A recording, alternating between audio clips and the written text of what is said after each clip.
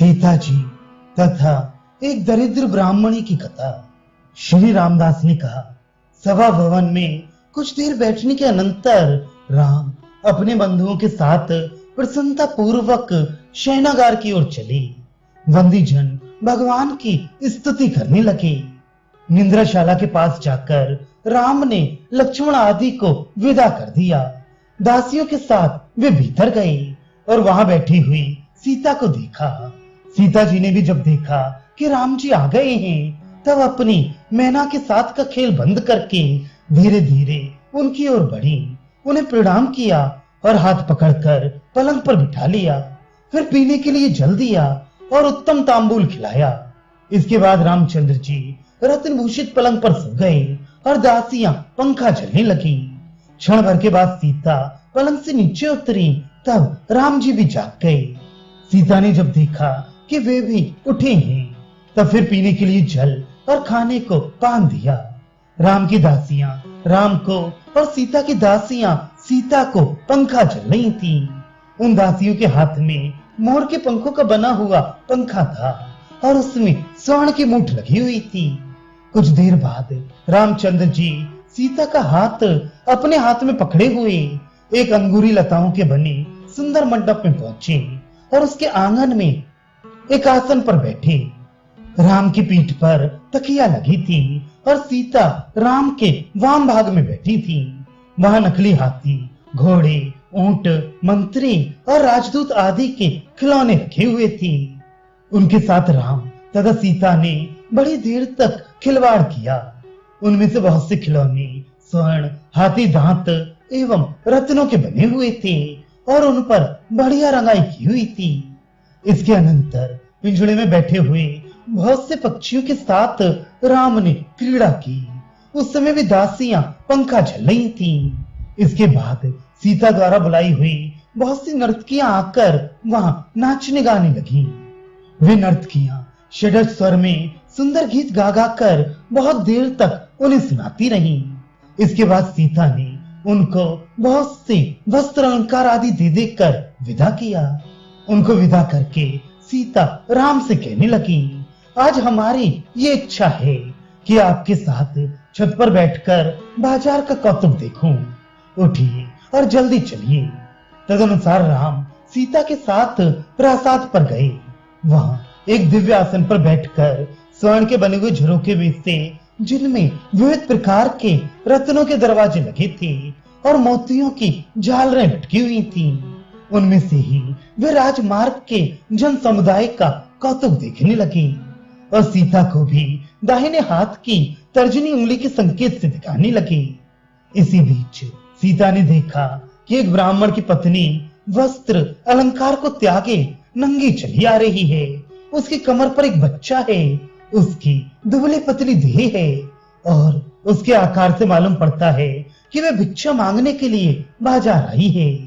उसकी दशा देखकर सीता ने दासी द्वारा उसे अपने पास बुलवाया और पूछा कि तुम इस तरह बिना वस्त्र और आभूषण के बाजार में किस लिए घूम रही हो? उसने कहा कि मेरे पतिदेव घर में मुझे अकेली छोड़कर तीर्थ यात्रा के लिए चले गए। मैं अपने पिता की बड़ी दुलारी बेटी थी, इसलिए अपना घर छोड़कर पिता के पास गई तो वहां पिताजी वृद्धावस्था के कारण परलोक चले गए थे। अवंतीपुर में मेरे पिता के कई छोटे छोटे बच्चे अर्थात मेरे भाई हैं, किंतु मेरा तथा बच्चों का पालन करने वाला इस संसार में कोई नहीं है।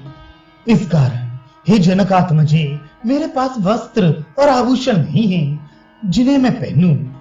इस प्रकार उसकी बातें सुनकर सीता ने एक बार राम की ओर देखा और अपनी सब वस्त्र आभूषण उतार कर उस विप्र पत्नी को दे दिए और कहा कि तुम लक्ष्मण के पास चली जाओ और उनसे मेरे आज्ञा अनुसार 1,00,000 स्वर्ण मुद्रा ले लो।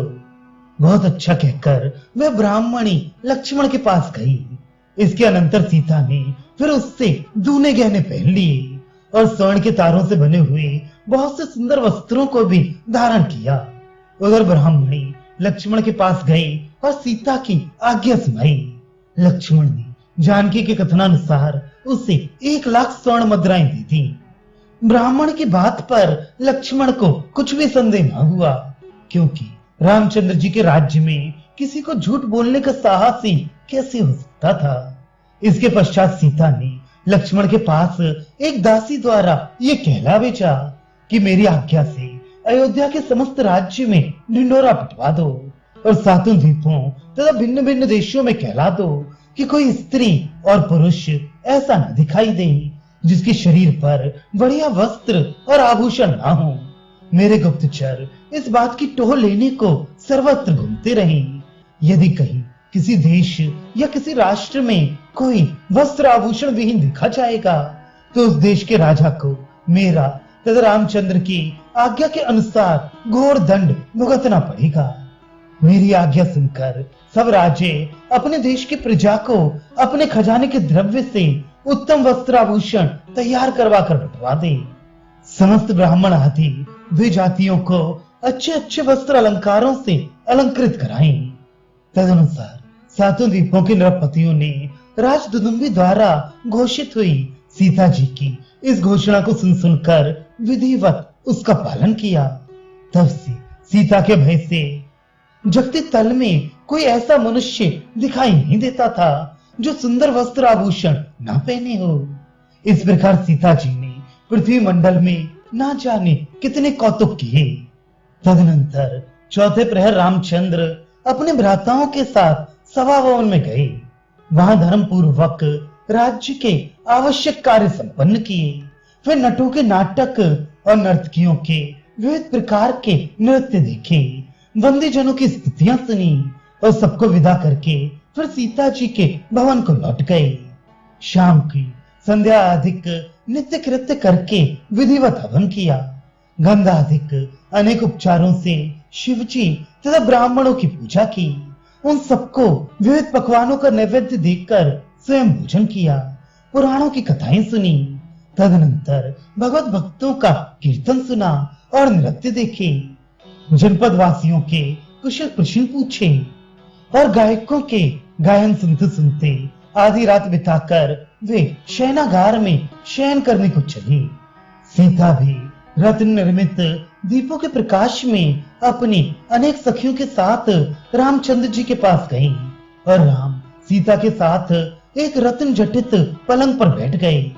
राम ने कुछ देर तक सीता को प्रसन्न करने के लिए कुछ खेल किया, फिर दोनों सो गए और दासियां पंखा झलने लगी।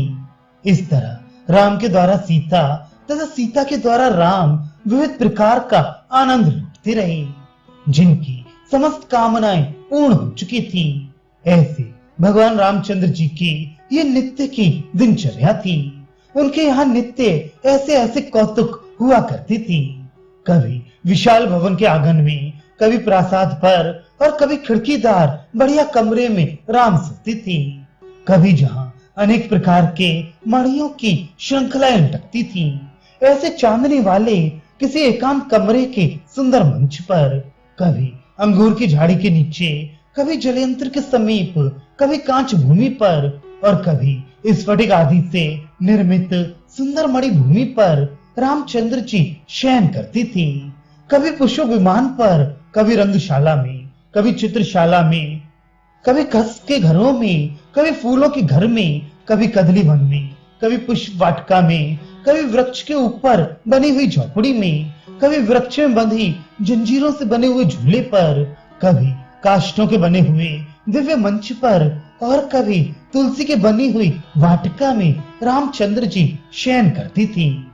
कभी रामचंद्र जी सीता के साथ सभा भवन में, कभी द्वार के किसी एक ऊंचे प्रासाद पर, कभी केवल एक स्तंभ पर बने हुए मकान में, कभी अपने घर की देहली पर और कभी वृंदावन में सीता के साथ शयन करती थी।